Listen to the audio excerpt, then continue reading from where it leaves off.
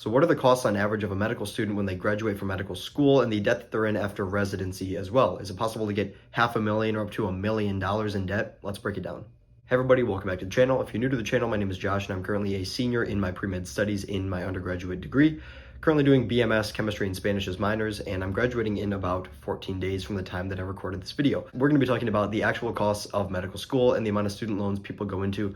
All the numbers are going to be average based on these studies that I find, and this is going to be essentially reacting to Dr. Cellini's $250,000 and how he's paying it off, $540,000 for Dr. Webb and how he's paying it off, Dave Ramsey talking about a college student who was $1 million in debt and if that's actually likely. So the website that I'm using is educationdata.org, where I'm finding all of these numbers and what we're going to be talking about. So according to these numbers, I haven't even applied yet or gotten in, and the numbers are staggering. The cost of medical education has risen by roughly $1,000 every single year since 2015. That cost depends on the college that you're applying to, but these numbers are for in the United States, with the average cost being $57,574 per year, with an average cost over the 4 years of $230,296. So $231,000-ish is a lot of money to spend. It says total costs vary by institution and type, ranging from $159,000 to $256,000, depending on if it's in-state or out-of-state, public or private. As you can see, the website has the average cost of the majority of the schools in the United States, if not all of them. There's definitely a ton of them here, sorted by the in-state for resident and for non-resident out-of-state costs for tuition, fees, and health insurance. So if you're living on campus, obviously housing would be included in that tuition, room and board, extra fees, books, stuff like that. But if you're living off campus, then you have to calculate the average cost of rent in the United States. According to the New York Times, as of January 25th, 2023, the average monthly rent was $1,794 for the past year of 2022. If you take $1,794 and you multiply that by the 12 months that you'd live there for the year, then you'd be paying roughly $21,500, $21,528 to be exact, in rent for the entire year. Multiply that by 4 years, you've got roughly $85,000 in rent alone for your entire medical school career. So you have an average $230,000 over the course of 4 years of medical school. This is not including anything you might have saved, but let's not say that everybody has $230,000, and that is all coming from student loans. On top of that, you have $80,000, roughly $85,000 in rent that you're going to pay over the entire 4 years, which comes out to $315,000 for just tuition and for room and board. This is over the course of 4 years, of course, but you also have stuff like transportation, extra fees traveling for residency interviews, paying for the hotel, getting out there, your food expenses, everything like that, any extracurriculars that you want to do, spending money on yourself. So this can be, let's say, $10,000 over the course of a year. That'd be $40,000. So you take $315 plus 40, you've got $355,000 over the course of the 4 years. And then that's just medical school. You also have undergraduate degrees. So anybody who's coming out of your 4-year undergraduate degree with student loan debt, you might be able to save that if you're still a full-time student and not pay it off until the end of your medical school. But I don't know how that works from the transfer from undergrad into graduate. So I don't know if there's a difference there or if you can continue to hold it off until you officially graduate from medical school. But let's look at the average debt for an undergraduate student and add that to the total for medical school. According to APLU, the average amount people take out in student loans for their undergraduate 4-year degree is $25,921.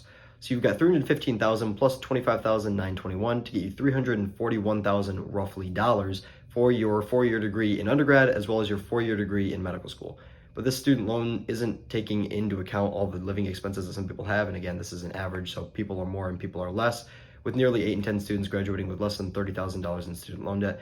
Not saying that $30,000 isn't a lot, because that's a massive amount, especially for somebody who's not going to be working while they're in medical school and not making any money in order to pay that back, with the interest accruing on all of that. Now, according to mededits.com, the average salary for a first-year resident is $58,921. We'll say $59,000 to be exact. While the average year 8 salary, if you have an 8-year residency for, I don't know, maybe neurosurgery or a subspecialization or fellowship or stuff like that, then you'd have $77,543, or we can say $78,000 to round. So $59,000 for your first year and $78,000 for your 8th year if you ever go into an 8th year of residency. So we can take this first year number of $59,000 and find out what percent of that, if you were to take 100% before taxes, before living expenses, whatever, and apply that towards your student loan debt. So if you were to take 100% of this and not pay any taxes and not pay any living expenses or anything or food like that, it would take you roughly 5 years if you put 100% of it towards your medical education.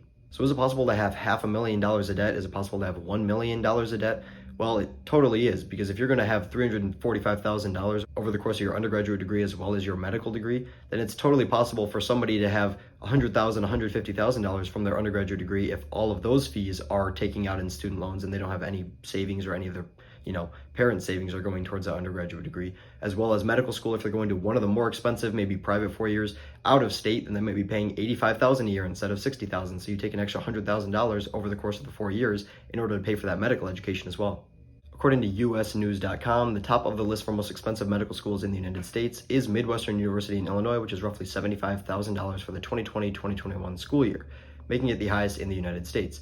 If you were to take $75,000 and multiply that by the 4 years, you'd get $300,000 in student loan debt for just your medical degree. If you were to go for the most expensive undergraduate degree in the United States, being Harvey Mudd College in California, costing $77,339 per year, multiply that by 4 and you'd have roughly $308,000 for your undergraduate degree, coming out with $600,000 in debt, not accounting for where you're living during these 4 years. This is simply for the student tuition and housing costs, but if you're going to not live in the housing and you're going to live off campus, it's almost guaranteed to be more expensive, as well as the amount of food that you spend, transportation, extracurriculars, whatever that may be.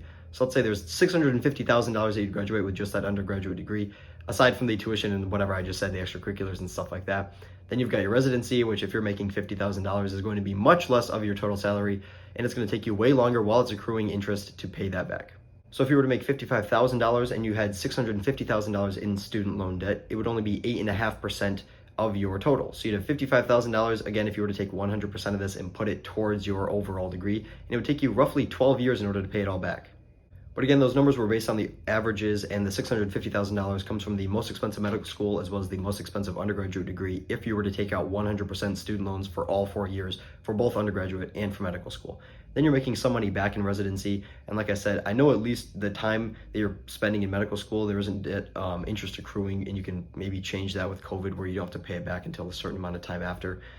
As well as what Dr. Cellini said, where in his video he talked about if you work at a nonprofit institution for I think 15 years, making the minimum payment, then whatever you have left over is going to go away. So you make that minimum payment for 10, 15 years every single month, and then it's going to go away after that, and you can do private practice or do part-time or whatever that might be after that or during that.